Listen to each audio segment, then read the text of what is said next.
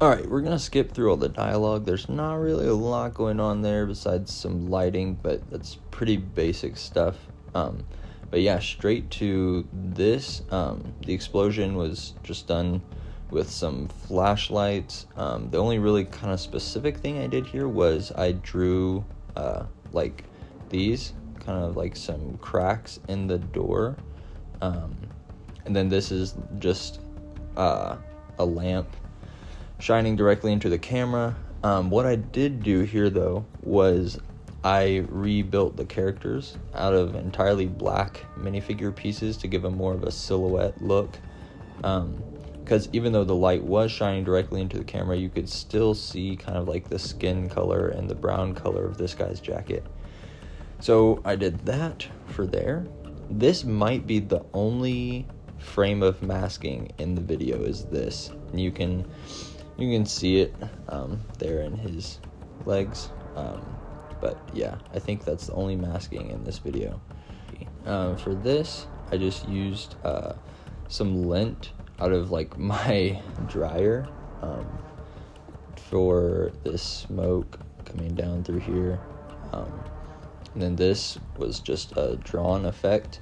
Basically what I did was I would take I took this frame and then I would take a black frame, and then just use onion skin in the drawing app and just draw just different tiny details that I really liked, and then just flash through them, as well as a little bit of a flashlight going on there for some effect.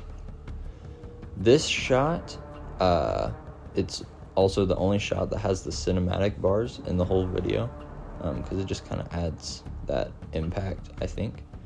Not a lot going on in this shot. It was pretty much just zooming out, and there was a lot of unintentional light flicker that happened,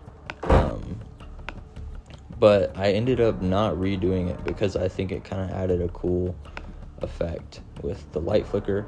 There's also, I have this like one, or I think it's called a 1x2 piece maybe. I put it like under his legs with some sticky tack just to give him like more height, just so he looked a little bit taller and more menacing. This shot, this is just a tiny piece of cardboard. I kind of wanted it to look like he was opening like his jacket a little bit, and then this is one of my favorite things in the whole video. But the way I did this was basically I animated this whole thing of him like grabbing his gun, and then I put black frames in between each thing and then used the onion skin to trace over it. All right, and then this, so for this impact right here, I had a flashlight. This is just a piece of paper right here coming out of the corner, some Lego fire pieces, and then there is some real fire in this shot. Basically what I just used sticky tack with some pieces of cardboard and paper and a little bit of lint, and then just lit it on fire. I think it works pretty well. It is a quick shot, but I think the colors look nice. It's a nice flash on there. So yeah, got some real fire going. Then the smoke is just drawn effects in Stop Motion Studio. This, I think it's not very noticeable, at least I don't think it is, but in this shot the gun kind of has this like flash that happens around it, and the reason I ended up doing that was because I thought the shot was so fast, you might not notice the gun, so I ended up putting that in there just to hopefully draw some more attention to it, but also not in like a big way. I don't know if it really worked, but yeah, that's kind of the thought process behind that. Next shot, this is just a little blue piece with a flashlight shining on it, and I think I did a few different variations of this shield, but I definitely liked how this turned out. There's also some drawn effects like this right here, and then these are also just like some cassette player pieces. And then for this, we got some more real fire. As you can see, it's just more paper and cardboard lit on fire. And then this is, I had another frame of it, and I just kind of masked it out to look more like sparks a little bit. And then we got the same thing going on in this shot. It's a mix of Lego bricks and real fire. Yeah, as you can see, there's all of this lint here. My original idea was I wanted to use just lint and light it on fire for sparks coming off of the shield. But lint does not burn like that. It kind of just, you can see here these little black ends on it. It kind of just shrivels up and it does not spark at all. So I ended up having to go with just a mix of like actual stuff burning, and then as you can see, kind of masking it out here to add more of a spark effect. But yeah, we got a lot of real fire and just different stuff going on in this scene. I think it turned out all right. And then also you can see the end of this gun got burnt and melted down a little bit from at one point the fire burned way too long on it. And yeah, so that happened. Got this shot. So this is all practical. There's no masking going on here. As you can see, like this, we've got obviously this is being held up kind of out of frame. Not really out of frame, but let's see. And then obviously he's being held up out of frame. The only thing that I did not really like about how this shot turned out is he's actually being, like, I think you would assume he's being held up by something that this glass piece is blocking, but he's not actually. You can see there's some sticky tack right here, and he's connected to one of the buildings in the background. And so it really did look like he was floating from this angle. And then this glass piece kind of ended up being in the way, and I think it kind of feels like it's hiding a support. But that's all right. And this is where we kind of get to the really interesting stuff, is this falling sequence right here. And then we also have the landing sequence. But yeah, so let's kind of go through this. So this is kind of a form of rear projection, I guess you could call it. Basically what I did was I took a bunch of pictures of like my Lego modulars, and then I kind of made them into like this really tall building picture. Basically what I did was I just put the minifigure on top of some bricks that are hiding out of frame under him, and then put it on top of my iPad screen. And then I would animate the minifigure kind of moving like he's falling, and then just zoom in one frame at a time on my iPad. And I think it turned out all right. I would definitely like to try doing more stuff like this. Yeah, and then I think one of my favorite details on this is just the glass falling off of him. I think it added a lot, just that small detail.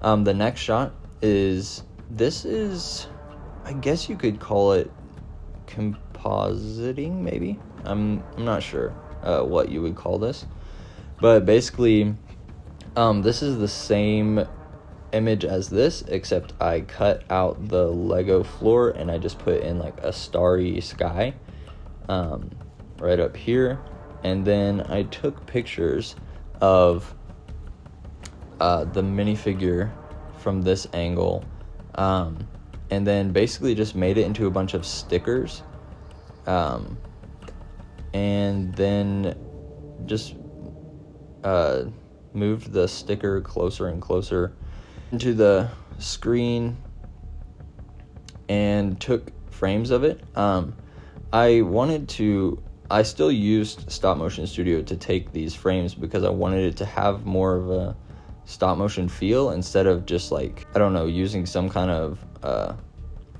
editing to just like zoom in the minifigure.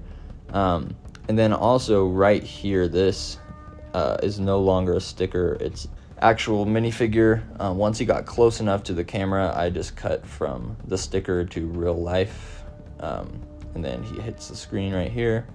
And I wanted it to feel brutal, but I also didn't want to just cut to black. So there is, for one frame, you kind of see this frame and his face is kind of busted up. And I think this worked out all right. Definitely happy with it. Next shot, this is the landing shot. It's the same technique. I think there's maybe 3 frames. So I took this one of him just kind of posing like that from a low angle, and then I took another one that was more blurry as he gets closer, and then this one super blurry, and then obviously the background is blurred as well, and then this one right here, and then we cut from there just to real animation right here. This was inspired by a scene from Assassin's Creed, one of the Assassin's Creed trailers. I really like that shot, and I have seen it a lot, and I really wanted to try to do something like that. So that was kind of the inspiration behind this. And then there's also the guitar music that plays right here. And that was actually played by one of my friends. His name is Samuel, and he is pretty goated with the electric guitar. And then the rest of this, this shot actually, so this was shot in reverse. This is actually one of my favorite shots of the video just because of how fluid it turned out in the camera motion, but I shot it in reverse because trying to get him to stand up so smoothly was just not working. So what I did was, the shot actually started here, and I have like the camera motion, and then I just pushed him down out of the frame like that, and then in reverse looks like he's standing up. Extremely happy with how that turned out. Kind of the only really rest stuff that's going on here is lighting. The lighting was just done with desk lamps with some gel filters over them. I think I had blue, purple, and red. And yeah, I think turned out pretty nice. There's not a lot of saturation that I did in editing. The filters do a fantastic job of really filling out everything. So yeah, that's the lighting for this. This is just a flashlight with some Lego pieces, and then this face that kind of has a hole in it. I didn't want it to be ultra violent, but I did want it to kind of match the serious tone of this video. I think that was kind of my goal with this video, was just to not look like a typical Lego animation like fight scene. I wanted it to kind of feel more like a movie scene. So yeah, that was kind of my goal with this. Hopefully this was insightful, and some people got some good information out of this. This is gone for like, I think 16 minutes or something. So for anybody that's still watching, thank you so much. And yeah, I would love to keep doing this for videos. So if you guys enjoy, let me know, and I'll see you in the next one.